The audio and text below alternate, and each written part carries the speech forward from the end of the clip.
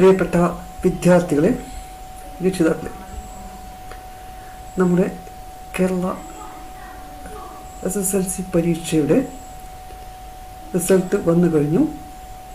അതിനുശേഷം higher secondary പ്രവേശനത്തിനുള്ള അപേക്ഷ ക്ഷണിച്ചിരിക്കുകയാണ്.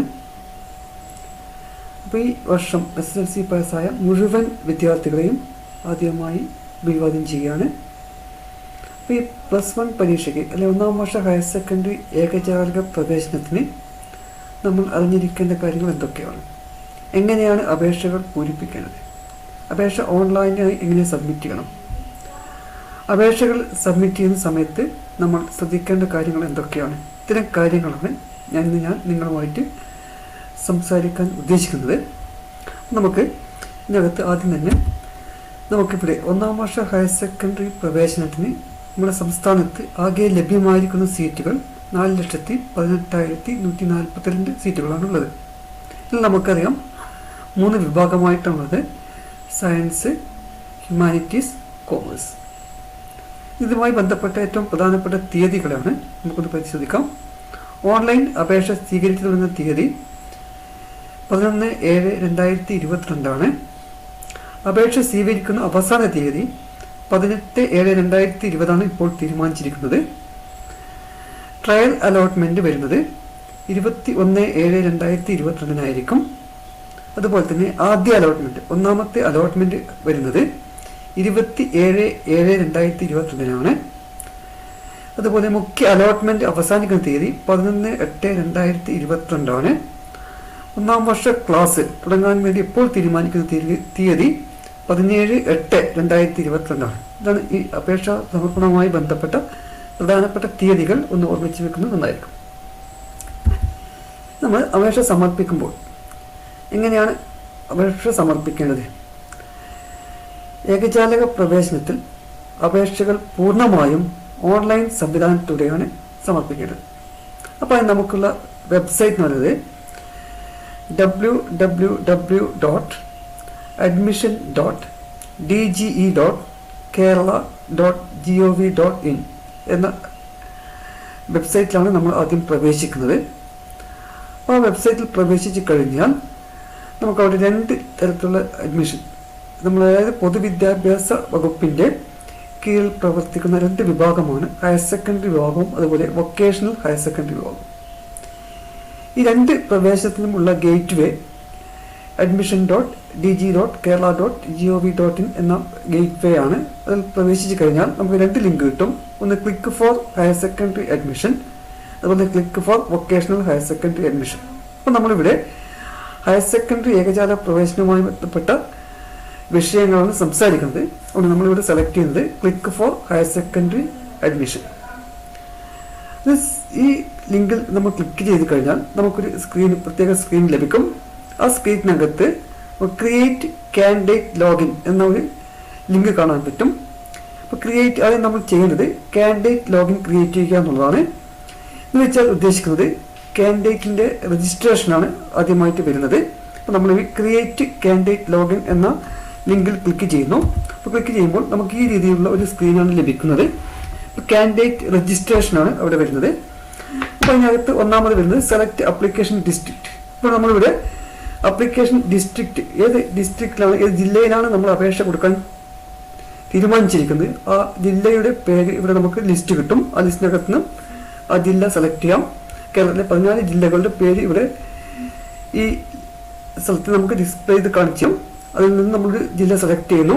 Select ചെയ്തതിന് ശേഷം സബ്മിറ്റ് ബട്ടണിൽ ക്ലിക്ക് ചെയ്യുന്നു. അപ്പോൾ സബ്മിറ്റ് ബട്ടണിൽ ക്ലിക്ക് ചെയ്ത് കഴിഞ്ഞാൽ നിങ്ങൾക്ക് അതിന് താഴെയായിട്ട് നെക്സ്റ്റ് സ്ക്രീനിൽ ചില ഡീറ്റെയിൽസ് കൊടുക്കാൻ വേണ്ടി വരികയാണ്. ഒന്നാമത്തേത് ഇയർ ഓഫ് പാസ്സാണ്. അപ്പോൾ നമ്മൾ ഈ വർഷം SSLC പാസ്സായ കുട്ടികളാണെങ്കിൽ ഇയർ ഓഫ് പാസ് 2021 കൊടുക്കേണ്ടത്. പിന്നെ ഡേറ്റ് ഓഫ് ബർത്ത്, നമ്മുടെ SSLC ബുക്കിനകത്തുള്ള ഡേറ്റ് ഓഫ് ബർത്ത് ആണ് ഇവിടെ കൊടുക്കേണ്ടത്. നെക്സ്റ്റ് കൊടുക്കേണ്ടത് മൊബൈൽ നമ്പർ. ഇവിടെ നമ്മൾ പ്രത്യേകം ശ്രദ്ധിക്കേണ്ടത്, മൊബൈൽ നമ്പർ കൊടുക്കുമ്പോൾ ഒന്നിക്കൽ വിദ്യാർത്ഥിയുടെയോ അല്ലെങ്കിൽ രക്ഷിതാവിൻ്റെയോ മാത്രമേ മൊബൈൽ നമ്പർ കൊടുക്കാൻ പാടുള്ളൂ. മറ്റു ആളുകളുടെ മൊബൈൽ നമ്പർ കൊടുത്തു കഴിഞ്ഞാൽ നിങ്ങൾക്ക് വരുന്ന എല്ലാ ഡീറ്റെയിൽസും അതുപോലെ OTP എന്നുള്ള സംവിധാനങ്ങളൊക്കെ ഉണ്ട്. അതുപോലെ ഈ അഡ്മിഷനുമായി ബന്ധപ്പെട്ട എല്ലാ മെസ്സേജുകളും മറ്റു കാര്യങ്ങളൊക്കെ ആ ഒരു നമ്പറിലേക്കാണ് വരുന്നത്. അതുകൊണ്ട് നമ്മൾ പ്രത്യേകം ശ്രദ്ധിക്കേണ്ട ഒരു കാര്യം, മൊബൈൽ നമ്പർ കൊടുക്കുമ്പോൾ രക്ഷിതാവിൻ്റെയോ അല്ലെങ്കിൽ കുട്ടികളുടെയോ മാത്രം മൊബൈൽ നമ്പർ കൊടുക്കുക. രണ്ടാമത് ഒന്നുകൂടി മൊബൈൽ നമ്പർ കൺഫേം ചെയ്യണം. പിന്നെ മോഡ് ഓഫ് അപ്ലിക്കേഷൻ സബ്മിഷൻ ആണ്. നമുക്കിവിടെ 3 രീതിയിലാണ് അപ്ലിക്കേഷൻ സബ്മിറ്റ് ചെയ്യാൻ പറ്റുക. ഒന്ന് സെൽഫാണ്, സ്വന്തമായിട്ട് നമുക്ക് വീട്ടിൽ നിന്നുകൊണ്ട് അപേക്ഷ സമർപ്പിക്കാം. രണ്ടാമത് സ്കൂളുകളിലുള്ള ഹെൽപ്പ് ഡെസ്ക് മുഖേന അപേക്ഷിക്കാം. മൂന്നാമത് മറ്റു രീതിയിൽ അപേക്ഷിക്കാം. അതിലേതാണ് നമ്മൾ സ്വീകരിക്കുന്ന രീതി എന്നാണ് അവിടെ ചോദിക്കുന്നത്. അത് നമ്മൾ സെലക്ട് ചെയ്യണം. ഇനി അതിനുശേഷം ഇവിടെ നമുക്ക് ഒരു ക്യാപ്ച, ഒരു ലെറ്റർ താഴെയുള്ള ഒരു ബോക്സിനകത്ത് ചില ലെറ്റേഴ്സ് തരും. ആ ലെറ്റേഴ്സ് ഇവിടെ എൻ്റർ ക്യാപ്ച നമുക്ക് ടൈപ്പ് ചെയ്യുക. ഈ കോഡ് ഇവിടെ ടൈപ്പ് ചെയ്യണം. ടൈപ്പ് ചെയ്തതിനു ശേഷം സബ്മിറ്റ് ബട്ടണിൽ ക്ലിക്ക് ചെയ്യാം. ഇപ്പോൾ ക്ലിക്ക് ചെയ്ത് കഴിഞ്ഞാൽ നമ്മൾ പിന്നെ ടെക്സ്റ്റ് വരുന്നത് രജിസ്ട്രേഷൻ 2ാം ഭാഗമാണ്. അപ്പോൾ രജിസ്ട്രേഷൻ 2ാം ഭാഗത്തിൽ കടക്കുന്നതിന് മുമ്പായിട്ട് ഇവിടെ നമുക്ക് ഏത് സ്കീമാണ്, നമ്മൾ ഈ പ്രവേശന പരീക്ഷ പാസ്സായിരിക്കുന്ന സ്കീം ഏതാണെന്ന് ഐഡന്റിഫൈ ചെയ്യണം. നമുക്കിവിടെ 8 രീതിയിലുള്ള സ്കീമുകളാണ് ഉള്ളത്. ഒന്ന് 2021-22 വർഷം കേരള സിലബസിൽ ഗ്രേഡിംഗ് സംവിധാനത്തിൽ SSLC പാസ്സായ കുട്ടികളാണ് 1 എന്ന കോഡ് ഉപയോഗിക്കേണ്ടത്. 2 വരുന്നത് 2007 ശേഷം 2021 വരെ, കഴിഞ്ഞ വർഷം വരെ ഗ്രേഡിംഗ് സിസ്റ്റത്തിൽ പഠിച്ച കുട്ടികളാണ് 2 എന്ന് വരുന്ന കോഡ്. 3 വരുന്നത് THSS ആണ്, ടെക്നിക്കൽ ഹൈസ്കൂൾ ആണ് വരുന്നത്. IHRന്റെ കീഴിൽ വരുന്ന ടെക്നിക്കൽ ഹൈസ്കൂളാണ്. 4 CBSE ആണ്. 5 ICSE. 6 SSLC IED ഭിന്നശേഷി കുട്ടികളെ പഠിപ്പിക്കുന്ന സ്കൂളുകളാണ്. 7 അതേഴ്സ് ആണ്, മറ്റുള്ള വിഭാഗത്തിൽ പെടുന്ന ആളുകൾ. ഈ വിഭാഗത്തിൽ പെടാതെ ആളുകളെയാണ് അതേഴ്സ് കൊണ്ട് ഉദ്ദേശിക്കുന്നത്. 8ാമത് വരുന്നത് THSLC technical high school technical education department കീഴിൽ വരുന്ന THSLC. അപ്പോൾ 2 രീതിയിൽ THSLC ഉണ്ടാവും. ഒന്ന് IHRDയും അതുപോലെ തന്നെ ടെക്നിക്കൽ എഡ്യൂക്കേഷൻ ഡിപ്പാർട്ട്മെന്റ്. അപ്പോൾ ഈ കോഡുകൾ നമ്മൾ ഒന്ന് മനസ്സിലാക്കി വെക്കണം. എന്നാൽ മാത്രമേ അടുത്ത സ്റ്റേജിൽ നമുക്ക് പ്രവേശിക്കാൻ പറ്റും. അപ്പോൾ രണ്ടാമത് നമ്മൾ കൂടുതൽ സബ്മിറ്റ് ചെയ്ത് കഴിഞ്ഞാൽ നമുക്ക് വരുന്ന സ്ക്രീൻ ഇതുപോലത്തെ ആയിരിക്കും. കാൻഡിഡേറ്റ് രജിസ്ട്രേഷനകത്ത് നമ്മൾ നേരത്തെ അപ്ലൈ ഡിസ്ട്രിക്ട് കൊടുത്തിട്ട് ഏത് ഡിസ്ട്രിക്ട് ആണോ ആ ഡിസ്ട്രിക്ട് ഒന്ന് സെലക്ട് ചെയ്യണം. സ്കീം നമ്മൾ നേരത്തെ ഇപ്പം പറഞ്ഞു, ഈ വർഷം SSLC പാസ്സായ കുട്ടികളാണ് 1 എന്നുള്ള സ്കീമാണ് സെലക്ട് ചെയ്യേണ്ടത്. ബാക്കിയുള്ള കുട്ടികൾ അതായത് സ്കീമുകൾ സെലക്ട് ചെയ്യാം. ഇതിനുശേഷം അവരുടെ രജിസ്റ്റർ നമ്പർ, SSLCയുടെ രജിസ്റ്റർ നമ്പറാണ് ഇവിടെ എൻട്രി ചെയ്യുന്നത്. വളരെ ശ്രദ്ധിച്ച് ചെയ്യണം. രജിസ്റ്റർ നമ്പർ മാറിപ്പോകാൻ പാടില്ല. അവനവരുടെ സ്വന്തം രജിസ്റ്റർ നമ്പർ വ്യക്തമായി പരിശോധിച്ച് എൻട്രി ചെയ്യാം. ഇയർ ഓഫ് പാസ് 2022 കൊടുക്കുക. നേരത്തെ കൊടുത്ത മൊബൈൽ നമ്പർ ഒന്നുകൂടി ഇവിടെ കൊടുക്കുന്നു. അപ്പോൾ നേരത്തെ പറഞ്ഞു നിങ്ങളുടെ മൊബൈൽ തന്നെ കൊടുക്കണം. കാരണം OTPയും അതുപോലെ മറ്റ് മെസ്സേജുകളൊക്കെ നിങ്ങൾക്ക് ഈ നമ്പറിലേക്കാണ് വരുന്നത്. നിങ്ങൾ അഡ്മിഷനുമായി ബന്ധപ്പെട്ട് സ്കൂളുകളിൽ നിന്ന് നിങ്ങളെ വിളിക്കുന്നത് ഈ മൊബൈൽ നമ്പറിലായിരിക്കും. അതുകൊണ്ട് ഒന്നിക്കൽ രക്ഷിതാവിൻ്റെയോ അല്ലെങ്കിൽ കുട്ടികളുടെയോ മാത്രം മൊബൈൽ നമ്പർ കൊടുക്കുക. നമ്മളിവിടെ താഴെ സെൻഡ് OTP ഇതിന് ഡീറ്റെയിൽസ് കൊടുത്തതിന് ശേഷം സെൻഡ് OTP എന്നുള്ള ഈ ബട്ടണിൽ ക്ലിക്ക് ചെയ്യുന്നു. അപ്പോൾ ക്ലിക്ക് ചെയ്ത് കഴിഞ്ഞാൽ ഇതിൻ്റെ കാൻഡിഡേറ്റ് രജിസ്ട്രേഷൻ്റെ അടുത്ത സ്റ്റേജിലേക്ക് കിടക്കുകയാണ്. ഇപ്പോൾ നമ്മളെ നമ്മൾ നേരത്തെ തന്നിരിക്കുന്ന OTP, ഇപ്പോൾ നേരത്തെ കൊടുത്ത ഡീറ്റെയിൽസ് ഒക്കെ ഇവിടെ ഉണ്ടാവും. ഇപ്പോൾ താഴെ enter the OTP send to registered mobile number. നേരത്തെ കൊടുത്ത രജിസ്റ്റർ ചെയ്ത മൊബൈൽ നമ്പർ നമ്മൾ ആദ്യം രജിസ്റ്റർ ചെയ്യുന്ന സമയത്ത് കൊടുത്തിരിക്കുന്ന മൊബൈൽ നമ്പറിലേക്ക് ഒരു OTP വരും. ആ OTP നമ്മൾ ഇവിടെ എൻ്റർ ചെയ്യുക. സബ്മിറ്റ് OTP കൊടുക്കുക. അപ്പോൾ സബ്മിറ്റ് OTP കൊടുത്തു കഴിഞ്ഞാൽ രജിസ്ട്രേഷൻ്റെ അടുത്ത സ്റ്റേജിലേക്ക് കിടക്കുകയാണ്.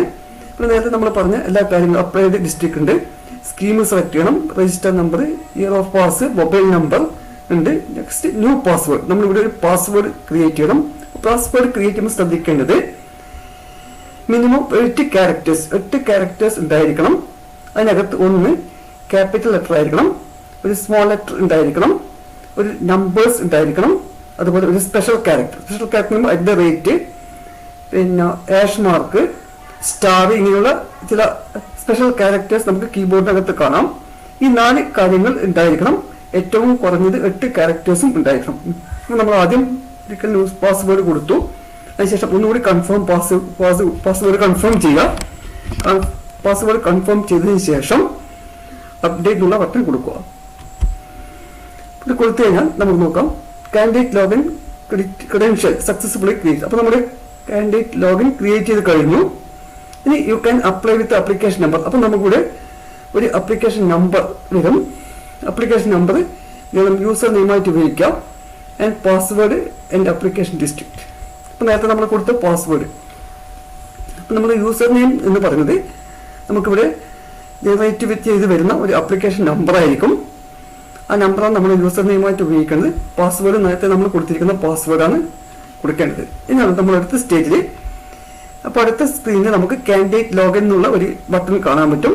ഈ കാൻഡിഡേറ്റ് ലോഗിൻ എന്നുള്ള ബട്ടണിൽ നമ്മൾ ക്ലിക്ക് ചെയ്യുന്നു. അപ്പോൾ ക്ലിക്ക് ചെയ്ത് കഴിഞ്ഞാൽ നിങ്ങൾക്ക് ഇതുപോലത്തെ ഒരു സ്ക്രീൻ കിട്ടും. ഇവിടെ നമ്മൾ യൂസർ നെയിം എന്നുള്ളതൊക്കെ പറഞ്ഞു എൻ്റർ യുവർ ആപ്ലിക്കേഷൻ നമ്പർ. അപ്പോൾ നേരത്തെ നമ്മൾ ക്രിയേറ്റ് ചെയ്യുന്ന സമയത്ത് ഒരു ആപ്ലിക്കേഷൻ നമ്പർ ജനറേറ്റ് ചെയ്യണം. ഈ ആപ്ലിക്കേഷൻ നമ്പർ നോട്ട് ചെയ്ത് വെക്കണം. കാരണം നിങ്ങൾക്ക് അലോട്ട്മെന്റ് വരുന്ന സമയത്തും അതുപോലെ മറ്റു സമയങ്ങളിലൊക്കെ ഈ വിവരങ്ങൾ ഇതുമായി ബന്ധപ്പെട്ട ഇൻഫർമേഷൻസ് നമുക്ക് ഈ സൈറ്റിനകത്ത് ചെക്ക് ചെയ്യണമെങ്കിൽ നമ്മൾ ഉപയോഗിക്കുന്ന യൂസർ നെയിം ഈ ആപ്ലിക്കേഷൻ നമ്പറാണ്. അതുപോലെ നേരത്തെ നമ്മൾ ക്രിയേറ്റ് ചെയ്ത പാസ്വേഡ്, ഈ രണ്ട് കാര്യങ്ങൾ നമ്മൾ പ്രത്യേകം എവിടെയെങ്കിലും എഴുതി വെക്കുകയോ അല്ലെങ്കിൽ മാർക്ക് ചെയ്ത് വെക്കുകയോ ചെയ്യണം. കാരണം നമുക്ക് എപ്പോഴും ആവശ്യമായി വരുന്ന രണ്ട് കാര്യങ്ങളാണ് ഈ ആപ്ലിക്കേഷൻ നമ്പറും പാസ്വേഡും. യൂസർ നെയിം എന്നുള്ളത് നമ്മൾ നമ്മുടെ ആപ്ലിക്കേഷൻ നമ്പർ കൊടുക്കുക. അതുപോലെ പാസ്വേഡ് നമ്മൾ നേരത്തെ കൊടുത്ത ജനറേറ്റ് ചെയ്ത പാസ്വേഡ് ടൈപ്പ് ചെയ്യാം. അതിനുശേഷം നമ്മൾ നേരത്തെ ഏത് ജില്ലയാണോ നമ്മൾ സെലക്ട് ചെയ്തിരിക്കുന്നത് ആ ജില്ല സെലക്ട് ചെയ്യുന്നു. അതിനുശേഷം അപ്ഡേറ്റ് എന്നുള്ള ബട്ടണിൽ ക്ലിക്ക് ചെയ്യാം. അപ്പോൾ ക്ലിക്ക് ചെയ്ത് കഴിഞ്ഞാൽ നമുക്ക് ആപ്ലിക്കേഷൻ നമ്പർ, അവിടെ നമ്മുടെ ആപ്ലിക്കേഷൻ നമ്പർ ഉണ്ടാവും. നിങ്ങളുടെ പേര് ഇവിടെ കാണും. പിന്നെ ലാസ്റ്റ് ലോഗിൻ ചെയ്ത് അതുപോലെ നിങ്ങളുടെ സ്കീം ഇവിടെ കാണാൻ പറ്റും. അപ്പോൾ ഇത് താഴെ നമുക്ക് ലിങ്ക് കാണാൻ പറ്റും, അപ്ലൈ ഓൺലൈൻ. അപ്പോൾ ഈ അപ്ലൈ ഓൺലൈൻ എന്നുള്ള ലിങ്കിൽ നമ്മൾ ക്ലിക്ക് ചെയ്യുന്നു. ക്ലിക്ക് ചെയ്യുന്ന സമയത്ത് നമുക്കിവിടെ ഇനി അപേക്ഷയുമായി ബന്ധപ്പെട്ട ഡീറ്റെയിൽസ് ആണ് നമ്മൾ അപേക്ഷിക്കേണ്ടത്. അപ്പോൾ അവിടെ നമ്മൾ ആപ്ലിക്കേഷൻ നമ്പർ ഇവിടെ ഓൾറെഡി കാണാൻ പറ്റും. ഇവിടെ നമ്മൾ ആദ്യം ചെയ്യേണ്ടത് select the school in which the candidate passed qualifying examination. അപ്പോൾ നമ്മുടെ ഏത് ജില്ലയാണോ നമ്മൾ സെലക്ട് ചെയ്തിരിക്കുന്നത് ആ ജില്ലയിൽ ഹയർ സെക്കൻഡറി ഉള്ള എല്ലാ സ്കൂളുകളുടെയും ഡീറ്റെയിൽസ് ഇവിടെ നമുക്ക് കാണാൻ പറ്റും. ഇനി ഹയർ സെക്കൻഡറി ഇല്ലാത്ത ഒരു സ്കൂളിലാണ് നിങ്ങൾ പഠിച്ചിരിക്കുന്നതെങ്കിൽ അവിടെ നമ്മൾ അതേഴ്സ് 1, 2, 3, 4, 5 എന്നുള്ള ഒരു ഓപ്ഷനാണ് സെലക്ട് ചെയ്യുന്നത്. അല്ലാതെ നമ്മൾ ഏതിപ്പോൾ നമ്മൾ പഠിച്ച സ്കൂളിൽ ഹയർ സെക്കൻഡറി ഉണ്ടെങ്കിൽ ആ സ്കൂളിന്റെ പേര് ഈ ലിസ്റ്റിനകത്ത് ഉണ്ടാകും. ആ സ്കൂൾ നമ്മൾ സെലക്ട് ചെയ്താൽ മതി. നമ്മൾ പഠിച്ച സ്കൂളിൽ SSLCക്ക് പഠിച്ച സ്കൂളിൽ ഹയർ സെക്കൻഡറി ഇല്ല എങ്കിൽ നമ്മൾ 1, 2, 3, 4, 5 എന്നുള്ള ഓപ്ഷനാണ് അതേഴ്സ് എന്നുള്ളതാണ് സെലക്ട് ചെയ്യുന്നത്. അതിനുശേഷം സെലക്ട് ചെയ്തതിന് ശേഷം നമ്മൾ ക്വാളിഫയിങ് എക്സാം. അപ്പോൾ ക്വാളിഫയിങ് എക്സാം നമുക്കറിയാം നേരത്തെ പറഞ്ഞ സ്കീം 8 സ്കീമുണ്ട്. അപ്പോൾ അതിൽ നമ്മൾ ഈ വർഷം SSLC പാസ്സായ കുട്ടികളാണ് സ്കീം 1 ആണ് സെലക്ട് ചെയ്യേണ്ടത്. SSLC സ്കീം 1 ആണ് സെലക്ട് ചെയ്യുക. സെലക്ട് ചെയ്തതിന് ശേഷം നമ്മുടെ രജിസ്റ്റർ നമ്പർ ഇവിടെ എൻ്റർ ചെയ്യുന്നു. SSLCയുടെ രജിസ്റ്റർ നമ്പർ ഇവിടെ എൻ്റർ ചെയ്യാം. അപ്പോൾ മന്ത് ഓഫ് പാസ് 3 കൊടുക്കാം, മാർച്ച് മാസമായതുകൊണ്ട് 3. Year of pass 2022.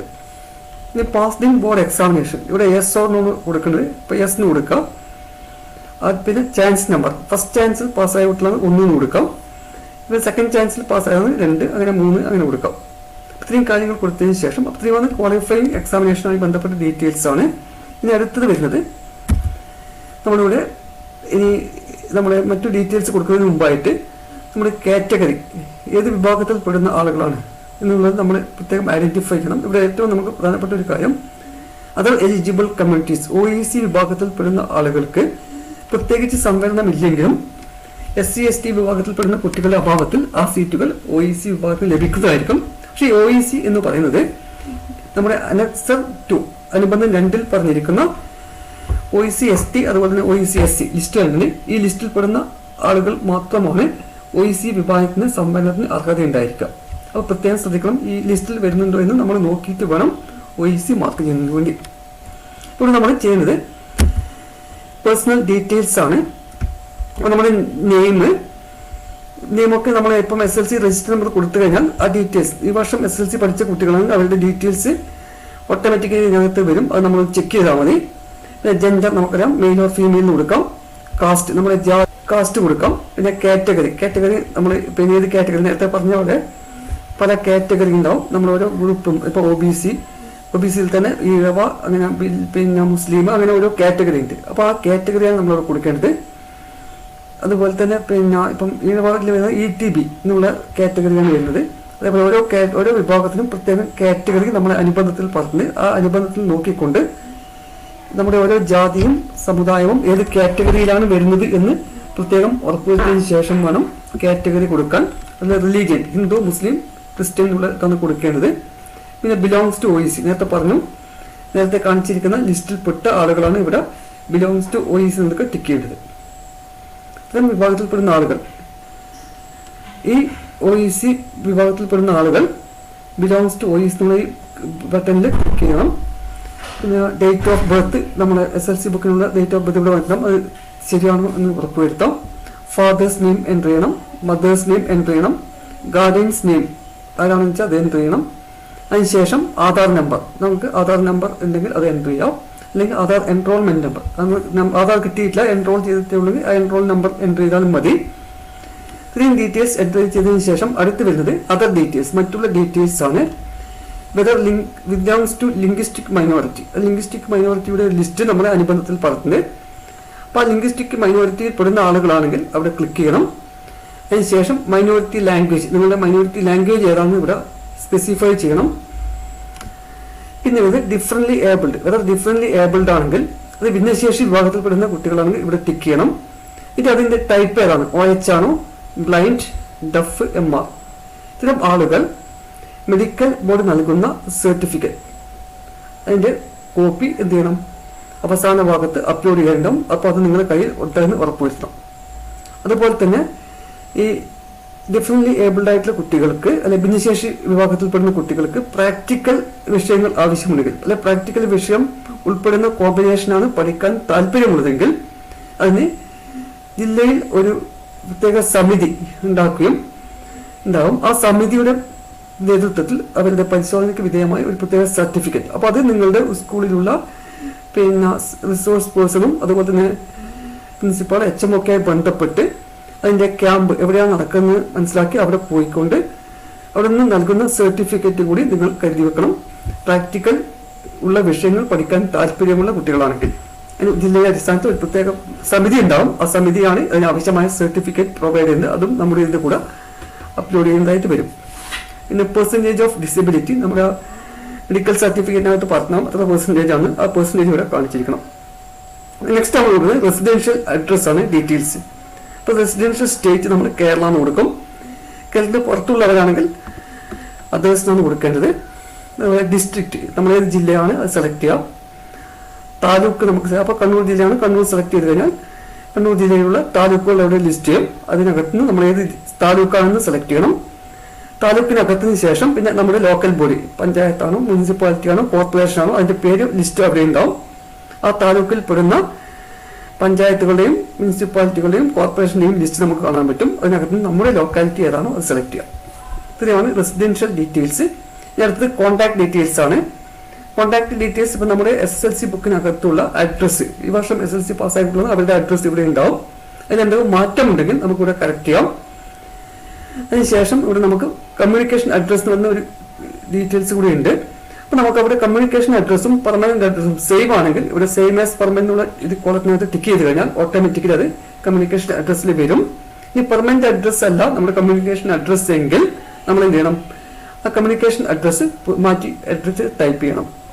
അതിനുശേഷം ഇവിടെ നമ്മൾ മൊബൈൽ നമ്പർ കൊടുക്കണം. നേരത്തെ കൊടുത്ത മൊബൈൽ തന്നെ കൊടുക്കുക. ഒന്നുകൂടി ഞാൻ പറയുകയാണ്, കുട്ടികളുടെയോ അല്ലെ രക്ഷിതാവിന്റെയോ മൊബൈൽ നമ്പർ മാത്രമേ ഇവിടെ എൻ്റർ ചെയ്യാൻ പാടുള്ളൂ.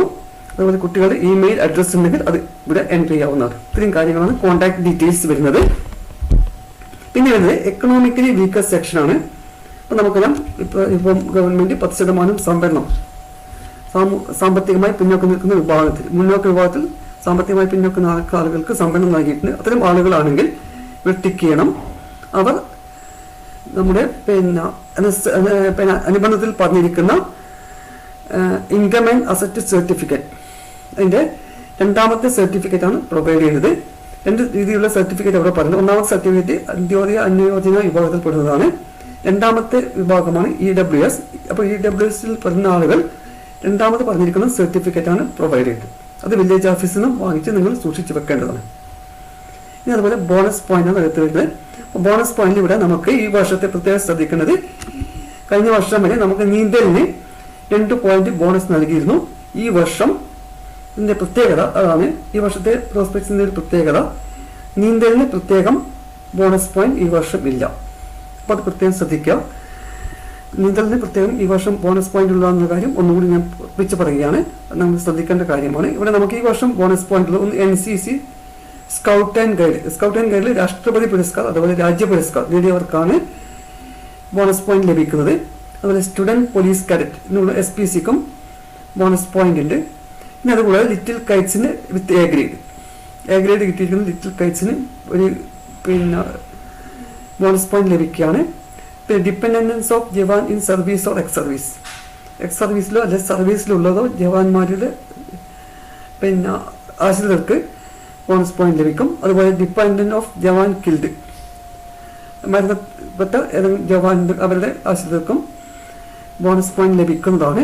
പിന്നെ അതുപോലെ തന്നെ ഈ വർഷത്തെ മറ്റൊരു പ്രത്യേകത ബോണസ് പോയിന്റ് ആകെ നമുക്ക് എല്ലാ വിധത്തിലും പല രീതിയിലുള്ള ബോണസ് പോയിന്റുകൾ ഉണ്ടെങ്കിൽ ഈ ബോണസ് പോയിന്റ് എല്ലാം കൂടി ആഡ് ചെയ്തുകൊണ്ട് നമുക്കിപ്പോൾ സെയിം സ്കൂളിന് ബോണസ് പോയിന്റ്, സെയിം പഞ്ചായത്തിന് bonus point, same taluk, same ജില്ല, സ്റ്റേറ്റ് ഇങ്ങനെയുള്ളപ്പോൾ അതുപോലെ കേരളത്തിൽ നിന്നും SSLC പാസ്സായ കുട്ടികൾ ഇത്തരം ആളുകൾക്കൊക്കെ ബോണസ് പോയിന്റുകൾ ലഭിക്കുന്നുണ്ട്.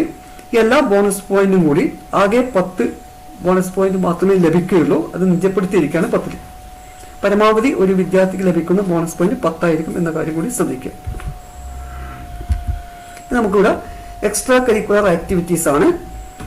പാർട്ടിസിപ്പേഷൻ ഇൻ സ്പോർട്സ് ആണ്.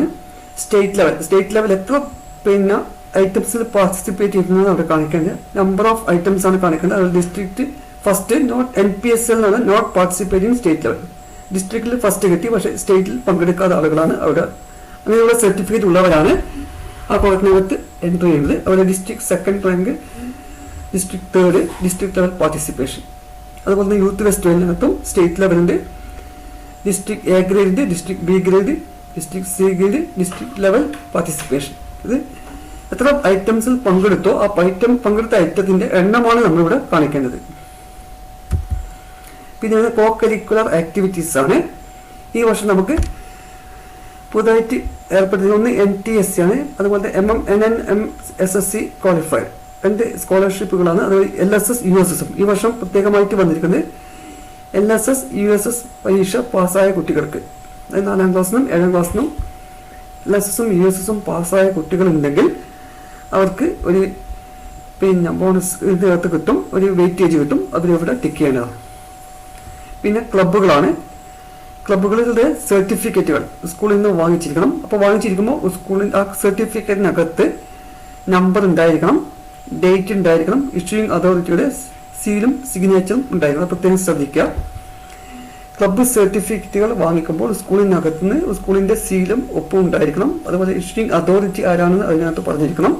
പിന്നെ സർട്ടിഫിക്കറ്റിന് ഒരു നമ്പറും ഡേറ്റും ഉണ്ടായിരിക്കണം. ഈ ഇത്തരം ഡീറ്റെയിൽസ് ഒക്കെ നമുക്ക് ഇതിന്റെ അവസാനം എൻ്റർ ചെയ്തേണ്ടതായിട്ടുണ്ട്. അതുകൊണ്ട് എല്ലാ സർട്ടിഫിക്കറ്റുകൾക്കും നമ്മൾ എക്സ്ട്രാ ആയിട്ട് വാങ്ങിക്കണം. SSLC ബുക്ക് അല്ലാതെ ബാക്കി വരുന്ന നേരത്തെ പറഞ്ഞ പിന്നെ ക്വാളിഫിക്കേഷൻ അഡീഷണൽ ആയിട്ട് വരുന്ന ബോണസ് പോയിന്റ് വരുന്ന എല്ലാ സർട്ടിഫിക്കറ്റുകൾക്കും ഒരു സർട്ടിഫിക്കറ്റ് നമ്പർ ഉണ്ടായിരിക്കണം, അത് ഇഷ്യൂ ചെയ്ത ഡേറ്റ് ഉണ്ടായിരിക്കണം, അത് ഇഷ്യൂയിങ് അതോറിറ്റി ആരാണെന്നതും അതിനകത്ത് സർട്ടിഫിക്കറ്റിനകത്ത് സ്പെസിഫൈ ചെയ്തിട്ടുണ്ട്. ഇത്തരം കാര്യങ്ങളൊക്കെ ഇതിന്റെ അവസാനം ഈ ആപ്ലിക്കേഷൻ ഫോമിന്റെ അവസാനം ഓൺലൈനായിട്ട് നമുക്ക് സബ്മിറ്റ് ചെയ്യാനുള്ളതാണ്.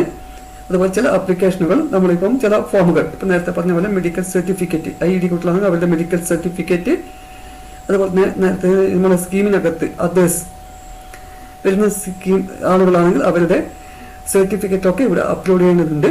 ഇനി അതുപോലെ state science fair, social science, maths IT fair, work experience ഇതിനൊക്കെ ഗ്രേഡുകൾ A grade, B grade, C grade കിട്ടിയവർക്ക് ഇവിടെ അതിൻ്റെ എത്ര ഐറ്റംസ് ഉണ്ടോ അതിനനുസരിച്ച് എൻട്രി ചെയ്യാവുന്നതാണ്. ഇനി ലാസ്റ്റ് ഇവിടെ നമുക്ക് participation in scout and guide grade but not awarded Rashtrapati Puraskar or രാജ്യ പുരസ്കാർ.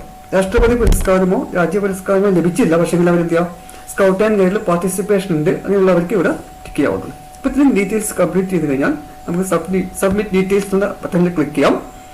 അപ്പം നമ്മുടെ എല്ലാ ഡീറ്റെയിൽസും സബ്മിറ്റ് ആയി കഴിഞ്ഞാൽ നമുക്ക് എന്ത് ചെയ്യാം സബ്മിറ്റ് ഡീറ്റെയിൽസ് എന്ന ബട്ടണിൽ ക്ലിക്ക് ചെയ്യുന്നു. അപ്പം അത് ക്ലിക്ക് ചെയ്ത് കഴിഞ്ഞാൽ നമ്മൾ അടുത്ത ഗ്രേഡ് ഡീറ്റെയിൽസ് ആണ് ചെയ്യുന്നത്. അപ്പം നമുക്ക് ഗ്രേഡ് എന്ന് പറയുമ്പോൾ നമുക്ക് സ്കീം 1 നമ്മൾ പറഞ്ഞു ഈ വർഷം SSLC പാസ്സായ കുട്ടികളാണ്. അപ്പോൾ അവരുടെ ഗ്രേഡ് അവിടെ ഓട്ടോമാറ്റിക്കായിട്ട് വരും. നമ്മൾ നമ്മുടെ മാർക്ക് ലിസ്റ്റുമായി വെച്ച് കൊണ്ടുവന്ന് ചെക്ക് ചെയ്താൽ മാത്രം മതി.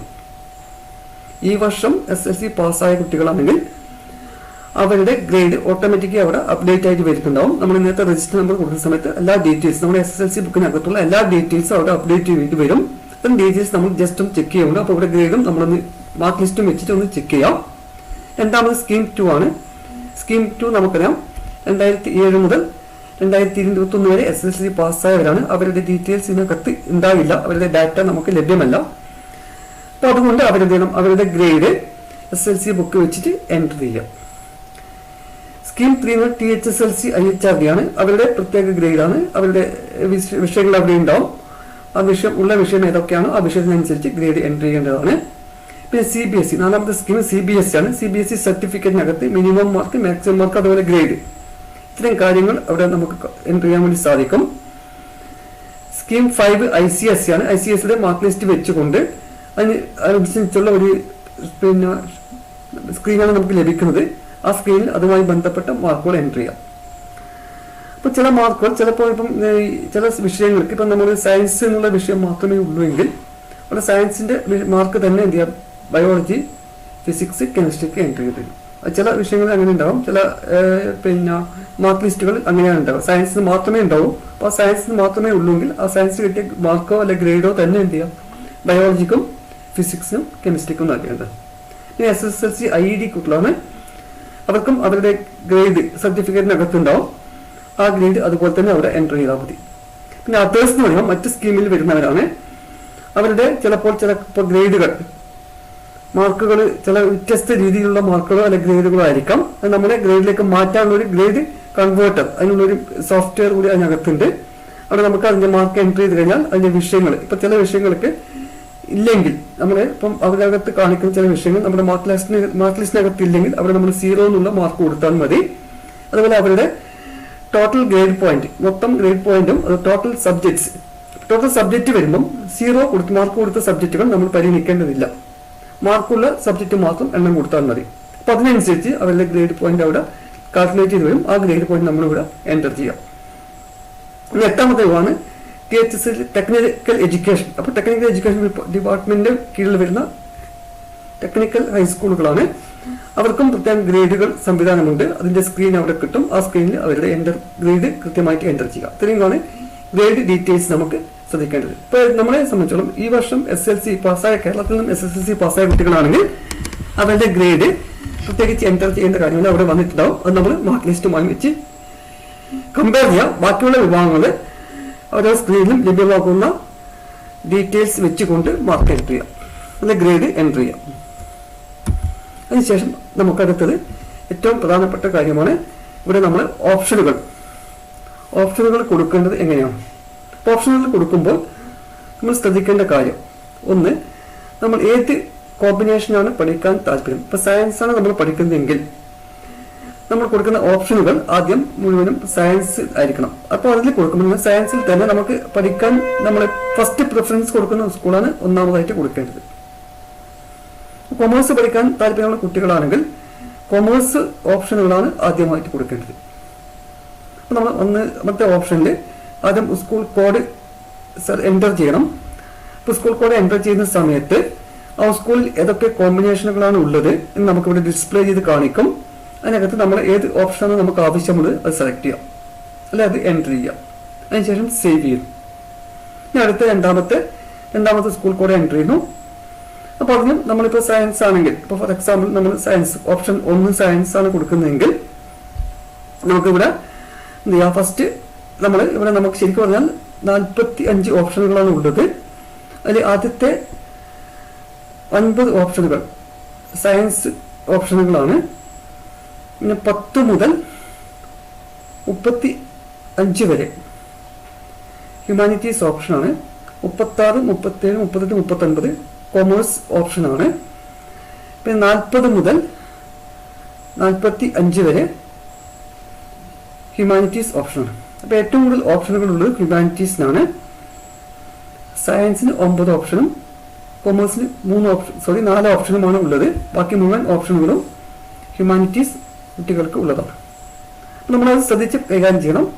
നമുക്ക് ആവശ്യമായ ഓപ്ഷനുകൾ ഏതൊക്കെയാണോ അതിൻ്റെ ഒരു ലിസ്റ്റ് നമ്മൾ തയ്യാറാക്കി വേണം ആപ്ലിക്കേഷൻ സബ്മിറ്റ് ചെയ്യുന്ന സമയത്ത് എൻട്രി ചെയ്യാൻ. അപ്പോൾ ആപ്ലിക്കേഷൻ നമ്മൾ എൻട്രി ചെയ്യാൻ തുടങ്ങുന്നതിന് മുമ്പ്, ഓൺലൈൻ എൻട്രി ചെയ്യാൻ തുടങ്ങുന്നതിന് മുമ്പായിട്ട് നമ്മൾ അതിൻ്റെ ഒരു ലിസ്റ്റ് തയ്യാറാക്കി വെക്കുന്നത് നല്ലതായിരിക്കും.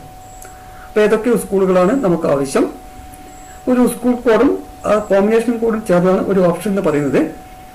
അപ്പോൾ അടുത്തിപ്പോൾ നമ്മൾ സയൻസ് ആണ് സെലക്ട് ചെയ്യുന്നതെങ്കിൽ ഒന്നാമത്തെ സ്കൂളിൻ്റെ കോഡ് കൊടുക്കുന്നു, ആ സ്കൂളിലെ സയൻസിൻ്റെ ഓപ്ഷൻ സെലക്ട് ചെയ്യുന്നു.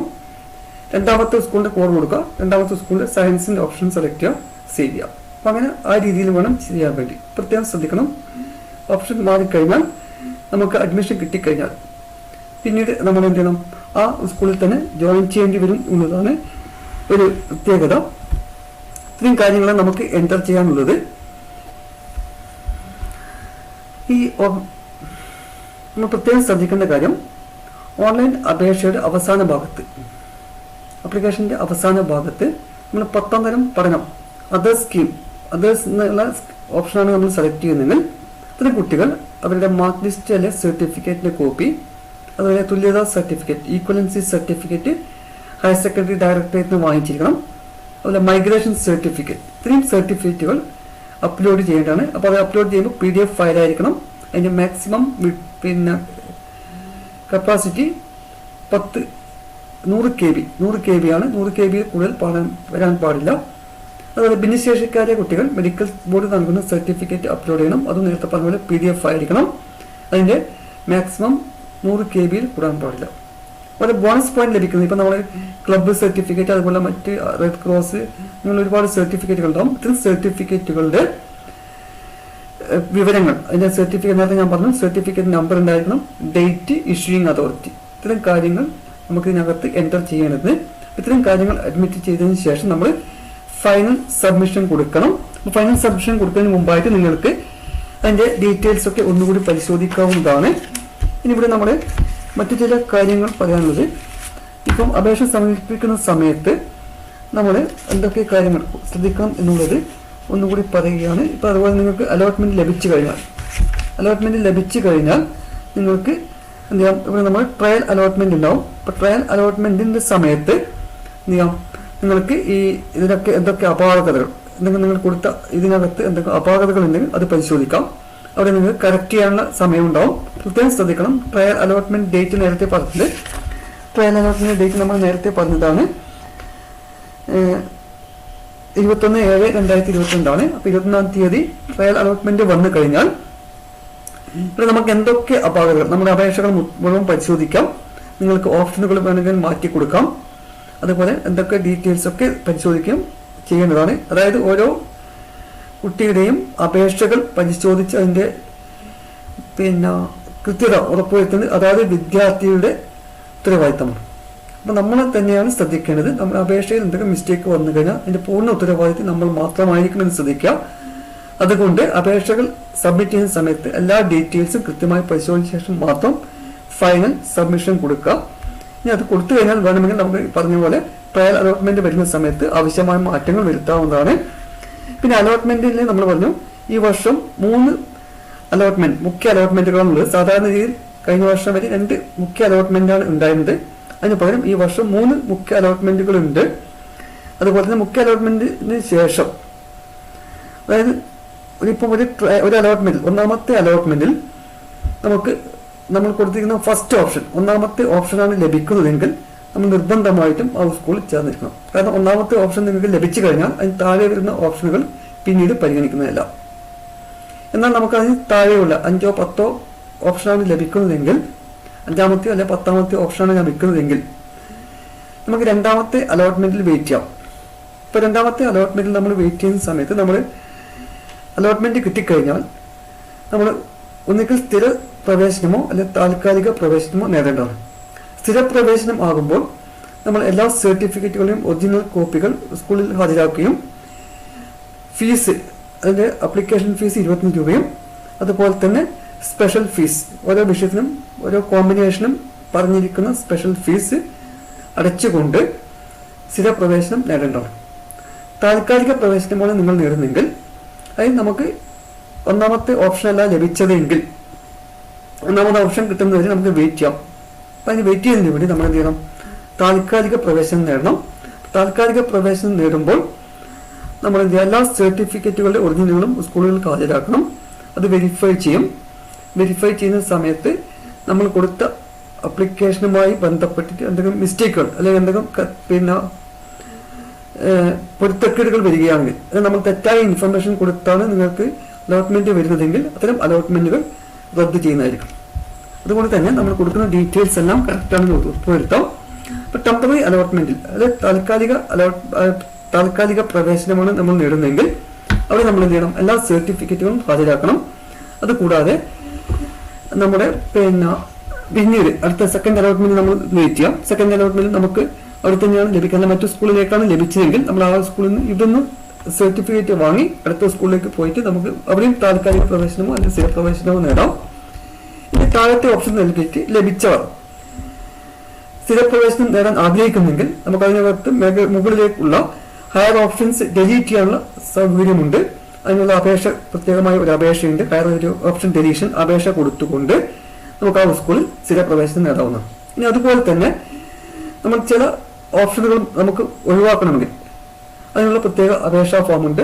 ആ ഫോം നമ്മൾ ജോയിൻ ചെയ്യുന്ന സ്കൂളിൽ ഹയർ ഓപ്ഷൻ ഡിലീഷൻ ഫോം കൊടുത്തു കഴിഞ്ഞാൽ നമുക്ക് ചില ഓപ്ഷനുകൾ, വേണ്ടാത്ത ഓപ്ഷനുകൾ ഉണ്ടെങ്കിൽ അത് ഒഴിവാക്കാവുന്നതാണ്. അത് സെലക്ട് ചെയ്ത ഓപ്ഷനുകളും നമുക്ക് ഡിലീറ്റ് ചെയ്യാനുള്ള അവസരമുണ്ട്. പിന്നെ അതുപോലെ തന്നെ ഇതിന് ശേഷം നമുക്ക് മുഖ്യ അലോട്ട്മെന്റിൽ, ഇപ്പൊ മൂന്നാമത്തെ മുഖ്യ അലോട്ട്മെന്റിൽ നമുക്ക് പ്രവേശനം എവിടെയാണോ ലഭിച്ചിരിക്കുന്നത്, അല്ലെ അലോട്ട്മെന്റ് എവിടെയാണോ ലഭിച്ചിരിക്കുന്നത്, മൂന്നാമത്തെ അലോട്ട്മെന്റ് ലഭിച്ചിരിക്കുന്ന സ്കൂളുകൾ എവിടെയാണോ അവിടെ തന്നെ നമ്മൾ എന്ത് ചെയ്യണം, നിർബന്ധമായിട്ടും ജോയിൻ ചെയ്യേണ്ടതാണ്.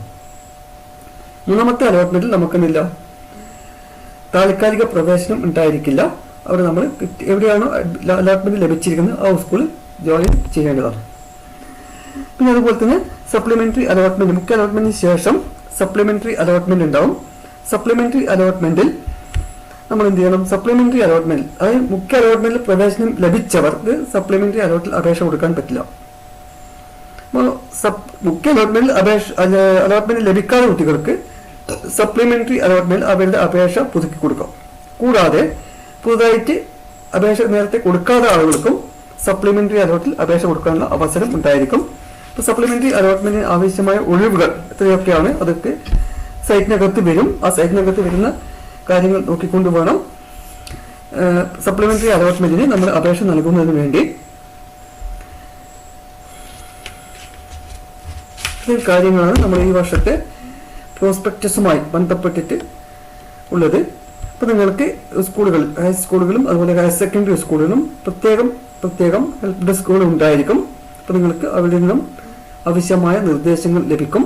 എല്ലാവർക്കും അഡ്മിഷൻ, നല്ലൊരു പ്രവേശനം കിട്ടട്ടെ, അല്ലെങ്കിൽ നല്ലൊരു ഓപ്ഷനുകൾ, നിങ്ങൾക്ക് വിചാരിച്ച ഓപ്ഷനുകൾ ലഭിക്കട്ടെ എന്ന് ആശംസിച്ചുകൊണ്ട് നിർത്തുന്നു. Thank you.